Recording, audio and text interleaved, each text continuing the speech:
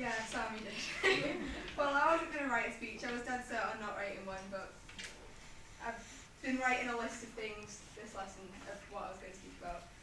Well, firstly, last year, my first memory of last year, apart from having about 6 essays in the first week, was sitting with Steph, who just got ripped into by Matt over something irrelevant, and Matt being known as the prick in the leather jacket for the first 2 years.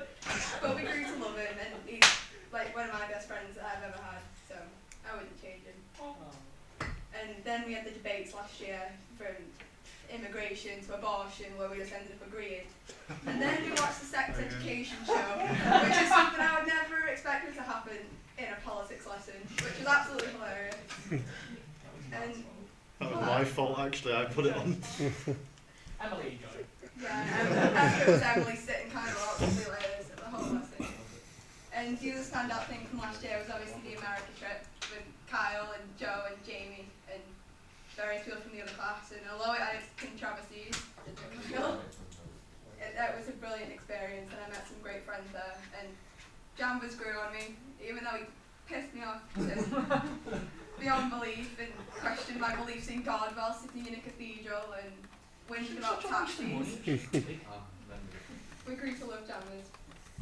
And then this year, I wasn't looking forward to this year because I didn't really know anyone from Colin.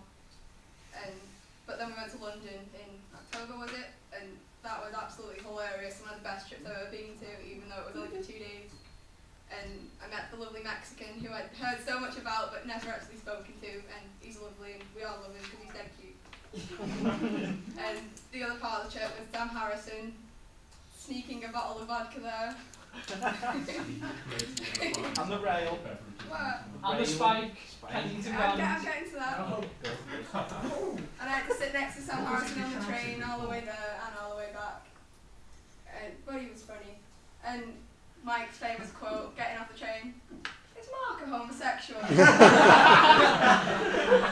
I think we can all safely say that we know now after being in denial for so long, but I don't think we're ever going to get him back into that closet, are we?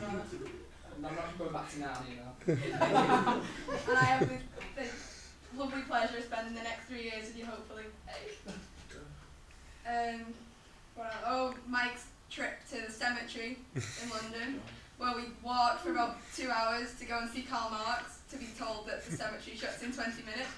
So we still had to pay and got in, and Mike took some photographs for his special collection of Sam and Karl Marx, which we never thought would happen. And every other picture, oh, it's a lovely picture you that Luce. That's not I remember, as we were in every single picture.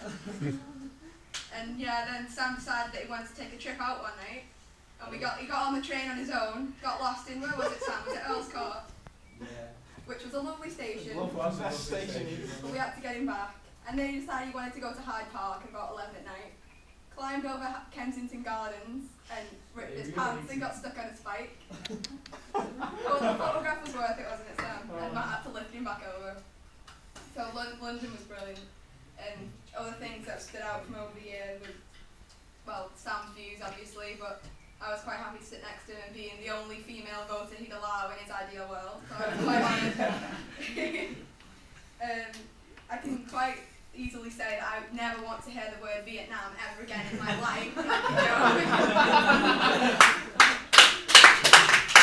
didn't say that much. Yes, you did.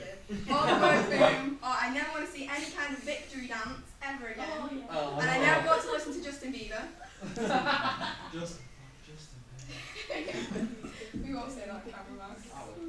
So yeah, other things, Mike's overuse of the word, obviously, and obviously local councils are not sexy. Not sexy. Definitely not sexy. This only happened a couple of weeks ago, but showing Mike big booty bitches, which he seemed to enjoy. So I reckon in a couple of years we'll see a second edition with Mike in it.